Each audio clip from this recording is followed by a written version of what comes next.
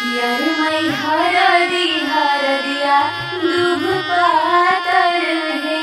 यार मैं हरदिया दूब पातर है। यार मैं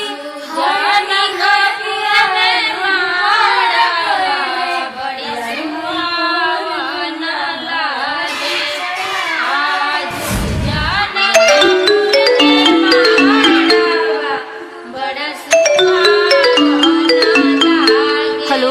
हाँ हेलो। कहाँ बाड़ा? घरे बानी। अरे जल्दी आओ ना। अरे इतना जल्दी कब आ? हमरा ये सब कुछ नहीं के सुने के, जल्दी आओ ना। अरे तो इतना घबराइल काहे बाड़ू? हमरा जिंदगी और मौत के सवाल बा, प्लीज जल्दी आ जाना। ठीक बा आओ।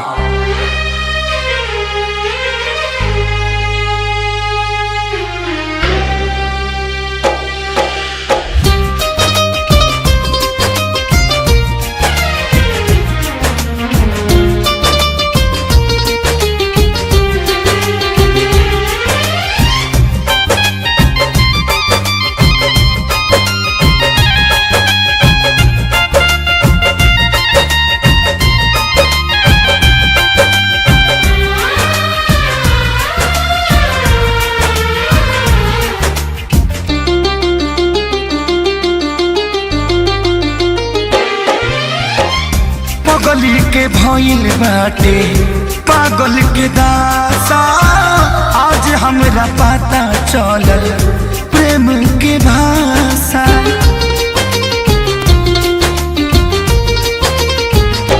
हाँ पगली के भइल बाटे पागल के दासा, आज हमरा पता चलल प्रेम के भाषा। रोते रोते मिले हमसे आयल बड़ी, रोते रोते मिले हमसे आयल बड़ी। हमर जान आज हरदी से लटाइल बड़ी, हमर जान आज हरदी से लटाइल बड़ी।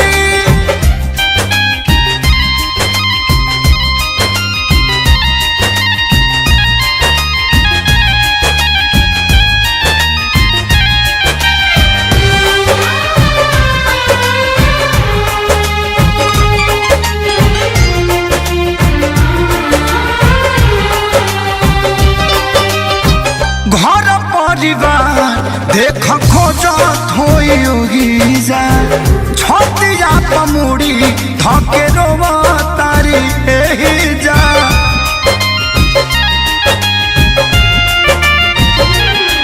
हथवा के मेहंदी मिटावेली इ तो हमरे के समझावेली।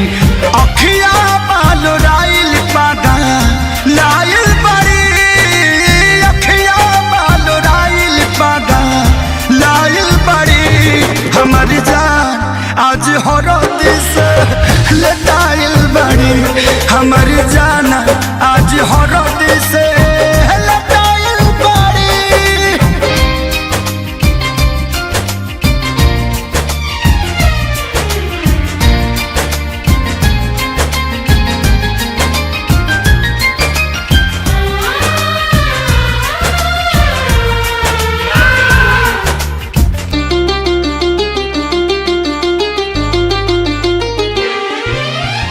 रोवाला से इनका झर बनावा के पाता, प्यार के मतलब रब जिया जुए बुझाता।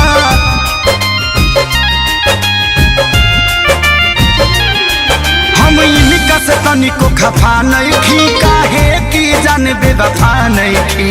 अखिलेश के खेसारी खाती भुलायल बड़ी, अखिलेश के खेसारी खाती भुलायल बड़ी।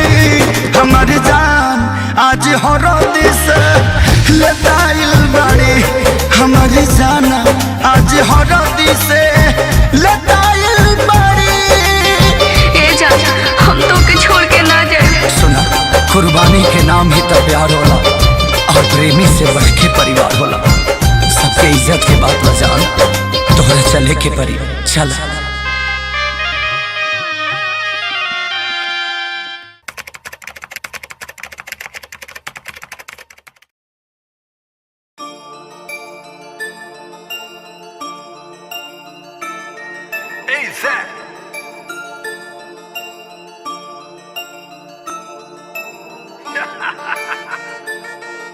क्या सोचता है रे तू?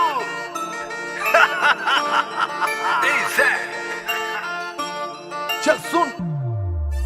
एक कहानी मैं तुमको सुनाता हूँ, कौन हूँ मैं आज तुमको बताता हूँ। हारा नहीं हूँ, बेचारा नहीं हूँ मैं, भोले की कृपा